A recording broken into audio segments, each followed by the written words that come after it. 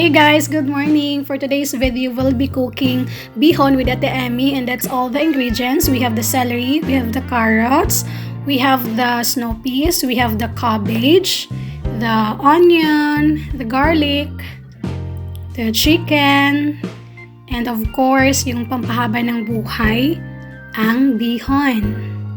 Yan.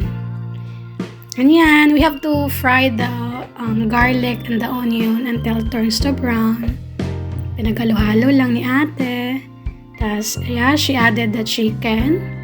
Pasensya na guys ha. Medyo pause yung boses ko kasi may sipon ako. And she added salt. Naglagay si ate ng salt. Tapos, sinalo-halo niya ulit. And black pepper. Ayan. Tapos, nilagay na niya yung carrots. So, beautiful carrots. Super matingkad talaga yung kulay. And yeah, she added now the snow peas. That's one of my favorite vegetable kasi crunchy siya. And nag-add din siya ng soy sauce. Pinch of salt again. Ayan, tinakpan na ni ate. Tapos tara, luto na siya. Sinet aside na lang. Ayan na yung ginisang gulay with manok. Sarap! So, naglagay si ate ng chicken cubes, ng ano ba yun, water. Tsaka, if I'm not mistaken, yung puti, yun yung garlic powder. And now she added ginisa mix powder. Tapos, pinaghalo-halo ulit. Tapos, nilagay na ni ate yung bihon. You know what, guys?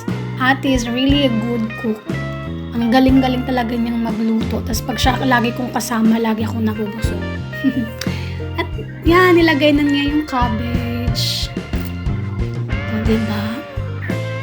Lapit ng maluto, guys. I'm really excited to eat that bihon. I'm so hungry already.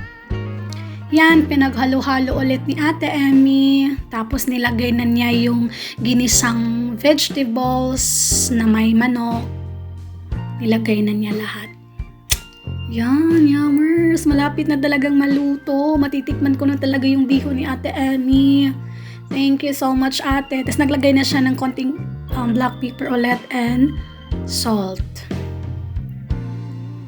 Ayan. Yummers. I'm so excited. Tapos nilagay na ni ate yung celery. Very crunchy. Sabi ni ate, di dapat i-overcook para crunchy. Thank you so much, Ate Emmy. You're the best. Ayan. Tingnan niyo guys, diba? Looks so delicious.